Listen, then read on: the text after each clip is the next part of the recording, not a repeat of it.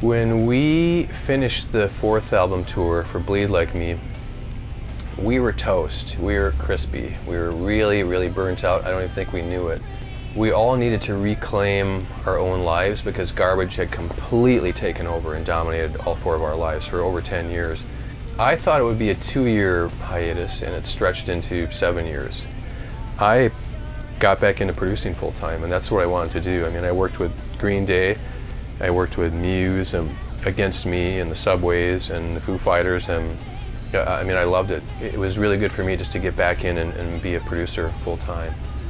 It wasn't really until a couple tragedies happened. Some very good friends of ours lost their 6-year-old son to cancer. Shirley and I wrote a song for a tribute record for a charity to raise money for the Children's Cancer Ward in Los Angeles. And the song was called Witness to Your Love, and part of those lyrics for her came from her best friend's husband had died suddenly in a weird, he had the flu, and then all of a sudden he passed away. It was just a horrible, horrible thing. So we wrote this song,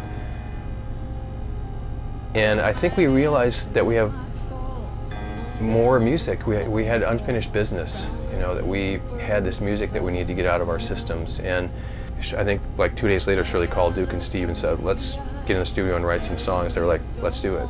And that was sort of the spark that got us back in to start writing again. Maybe I'll hold my breath and jump right in.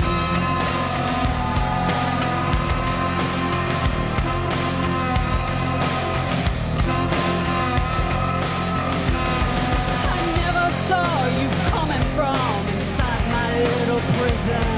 Your autograph could really buy me time. If you think you are the real Now Your Kind of People was probably one of the easiest records that we recorded because there was no pressure. You know, there was no label. We were between management. No one really even knew we were recording when we started. It wasn't until we were into the process 3 or 4 months that Shirley finally started tweeting some little blurbs here and there.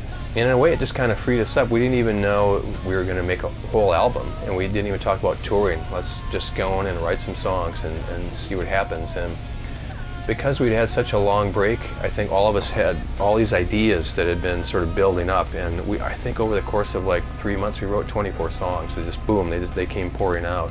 I mean, a lot of the Garbage songs start out very simple, and then it's like an abstract painting. We throw a lot of things against it, and sometimes it doesn't really come together until we mix it. And a lot of the paint sort of will fall off eventually, and then what we're left with is the final song. And if you heard the start, like what a song sounded like at the start, how it sounded like at the finish, it's radically different. And that's one of the processes that I love in Garbage, because it's kind of unlike any other band, really.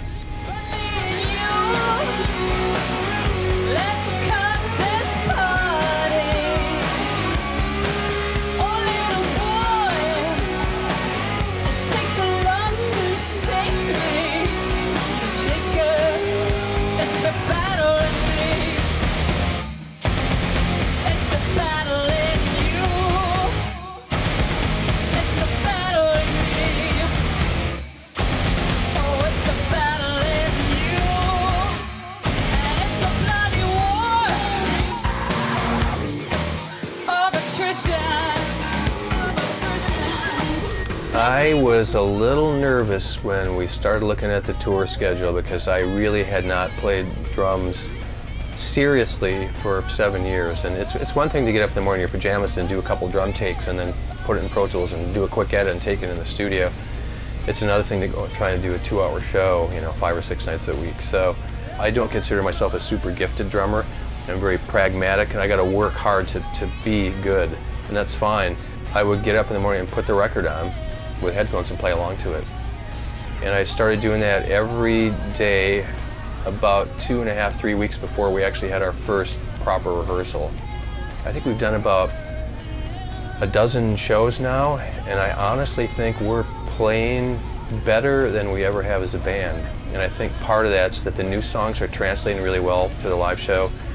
There's a looseness to it, and we're all pretty focused. So I think we're playing pretty good right now.